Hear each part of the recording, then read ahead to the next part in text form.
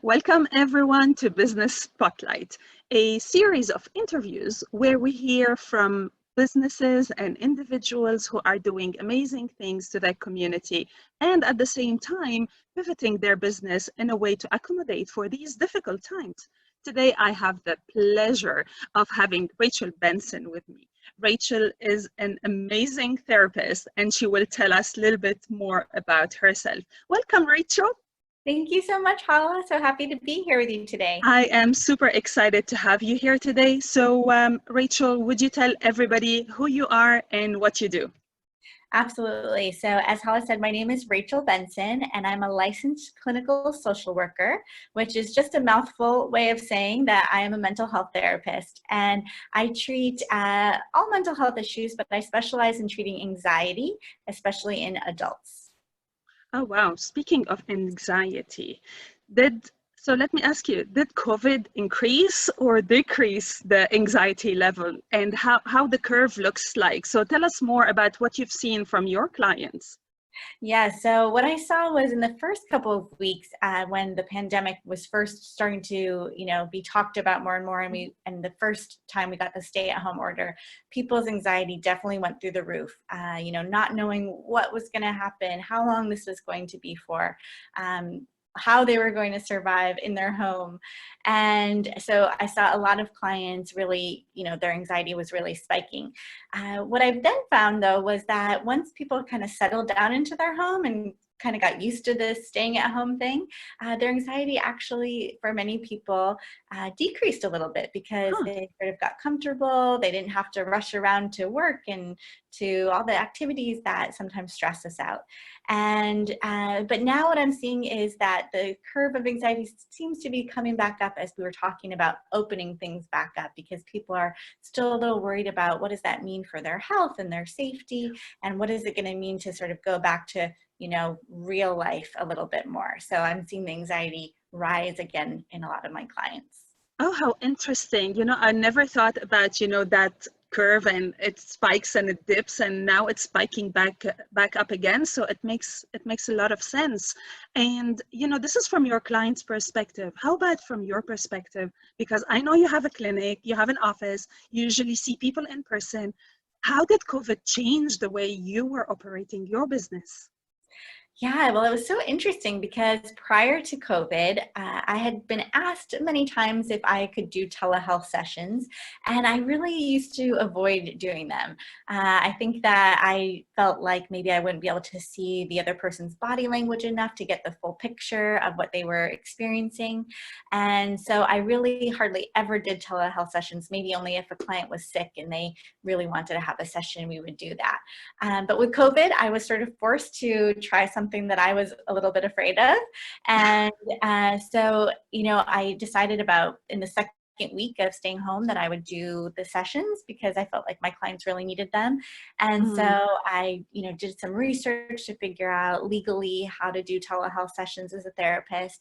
And I made sure that my clients understood the limitations of doing telehealth sessions with me.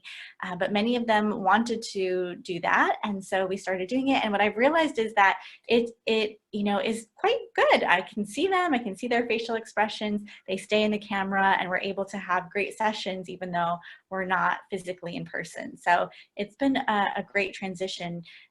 I also run 2 support groups, normally in person, and I decided to bring them virtual as well. And what was so interesting was that I found that actually more people are attending the support groups online. I think because it's a little easier, they don't have to travel, they can just, decide to hop on right at the last minute, and they do. And so it's been wonderful for the people in the support groups because they're just getting more support and more shared experiences. Yeah, I love what you just described because I always say things look hard when we haven't tried them. So I need you, to give 2 pieces of advice.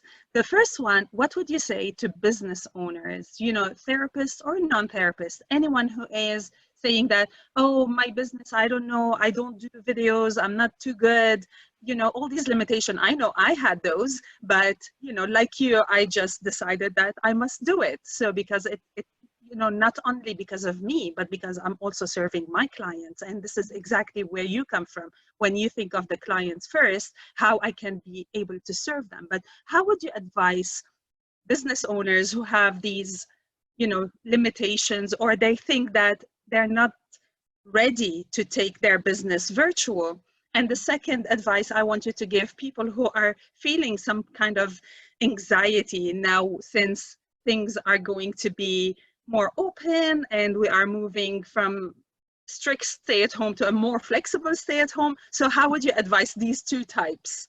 Sure. Well, we'll start with the business owners. I think almost like we would tell a child, you've got to try new things and then you could decide if it works or not, or if you like it or not. And I think that, it doesn't hurt to try. It's kind of my advice. Things that we're afraid of or just feel like, we think that they won't work without even trying. Often we find out, I know for myself, I think to myself, gosh, why haven't I been doing these virtual sessions for certain clients for years? I was so hesitant and scared. And then when I actually tried it, I found, wow, for some people, this might even be a better option. I work with a lot of new moms, for instance, and in the postpartum period. And I think they're finding this is much, much easier for them. They don't have to worry about childcare or schlepping their baby to my office. And so, I think, gosh, I should be offering this all the time. And if I hadn't been forced to, I probably wouldn't have. And so I think just, Would you carry on post-COVID to run these virtual sessions? I think for some clients I will. I think some clients will still prefer, and I might prefer still to see people in person, but for some clients I think this is even a better option. So perfect. It'll be client by client. But yeah, so just to try, and then once you try for a little bit, then you can decide if it works for you or it doesn't work for you, but it can't hurt to try. I agree. And then for people who are struggling with anxiety right now, there are a lot of different techniques that I use in my practice to treat anxiety, but I'll just share one small tip that has helped a lot of my clients. And that's what I call my scenario scale. Okay. So, imagine kind of a scale, like a half of a circle, a semicircle. When we have anxiety, and why COVID is bringing so much anxiety is because anxiety is really about the uncertainty of the unknown, our anticipation of something that hasn't happened yet. And when we are anticipating something that hasn't happened yet, we often anticipate the very worst case scenario. So I call that sort of the slim possibility over here on my scale. And when we have anxiety, we tend to go right to the worst case scenario and focus on the worst case scenario and only think about the worst case scenario. But the truth is there are many other possible outcomes to any situation. And when you're having anxiety, if you can try to force yourself to think about some of those other possible outcomes, you'll find that just seeing them or thinking about them really helps to reduce your anxiety. So for instance, I know a lot of my clients right now are worried about their health and their safety going back into the world.